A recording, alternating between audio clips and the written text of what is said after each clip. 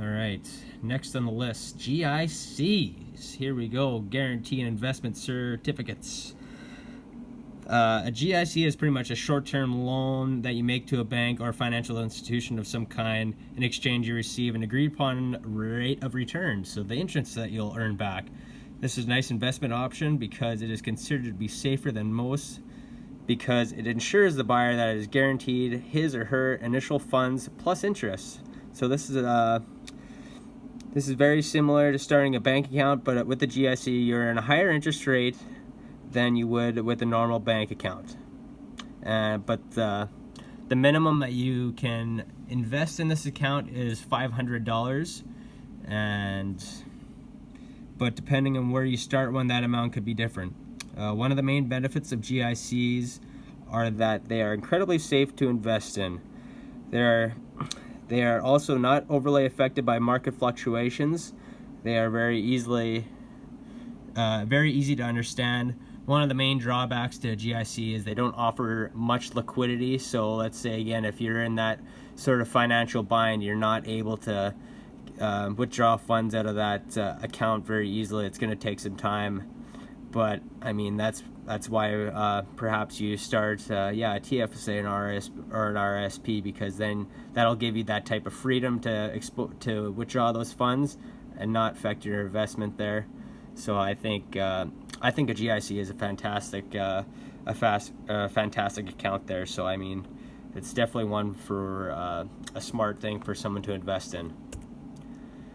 All right, now we're on to the RESPs. RESPCT. Find out what it means to me. This is a registered education savings plan, and it is definitely the best way for a person in Canada to save and invest for a higher education. They are mainly used for saving money for a child's education. The main benefit of an RESP are its tax advantage nature. The CRA will cut tax breaks to encourage saving for higher education. And it doesn't matter if it's an apprenticeship program, trade school, or university. Another advantage is back in 1998, when the government introduced the Canada Education Savings Grant. This program promised to match 20% of any RESP contribution up to $2,500 per account, so per child and per year. And lower income families are eligible for an even higher percentage to be matched. So I mean, it's a great account because it's really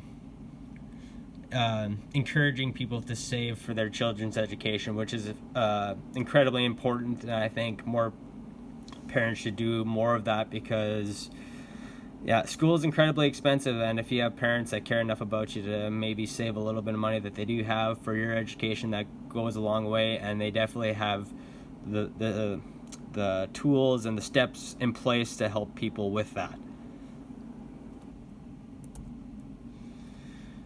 All right, my conclusion here.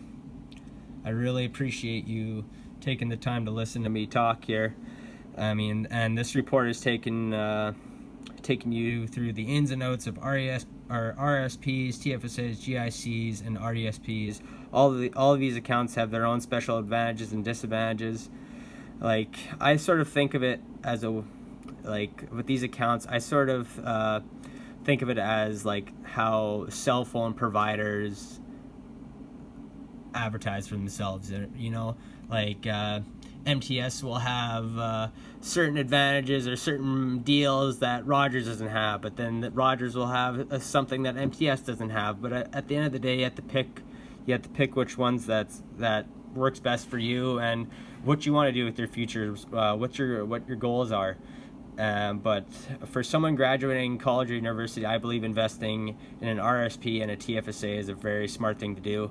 I mean, I'm so grateful that I've been putting money in both my RSP and TFSA accounts for the past 8 years, because especially now with all the coronavirus stuff, I'm not going to be able to find or it's going to be really tough to find a full-time job in the summertime. So having all of that money that I've stocked up the past number of years is going to be huge. And yeah, if I wouldn't have started that, I don't know where I'd be today. So I think those are great accounts to get your feet wet and get you moving. But as you move along in life, getting into that RESP account when you have kids will be fantastic as well. But for this presentation, I strongly believe that the RRSP and TFSA accounts are the best way to go. And I really appreciate you taking the time to watch this video. I know the video quality wasn't as well as it could be. I'm kind of shaking and I'm reading off a script here. But hey, I hope you learned something here and got a little bit of a laugh from my corny jokes. And I appreciate your time. Thank you very much.